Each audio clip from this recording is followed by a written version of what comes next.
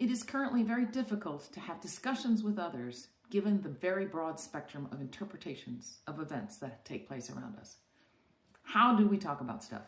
Can we find common ground around the recent Supreme Court decision to nullify the last section of the Voting Rights Act? How do we talk about moves to eradicate voting by mail? I'm not sure, but we can consider who should be represented and who should be allowed to vote. Okay, I'm going to request that you ask yourself a question.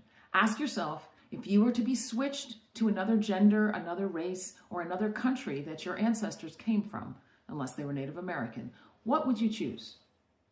Just boom, you are a different gender, different race, or from a different ancestral land. Take a minute and think about what you would choose.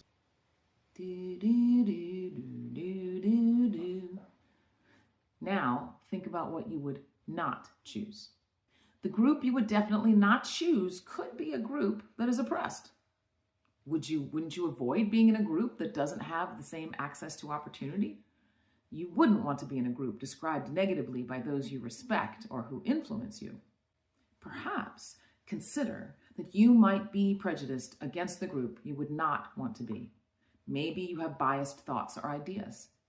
Most people do not want to be biased.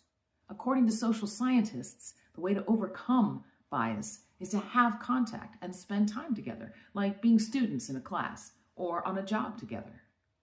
Maybe it is not so easy to be around people from an other group where you live. Or maybe you would lose social standing for doing that and you don't want that. I invite you now to think of a time that a person who is in an other group from you surprised you. You learned about them and were positively surprised. Perhaps you then cared about them or their children. Maybe it was a child. Would you want their voice or rights represented in the House of Representatives? Understanding that only citizens can vote, would you think it important that this person that surprised you, that their group, are able to vote? Can the American dream be real if some folks aren't represented and can't vote? The American way, the American ideal, is at stake.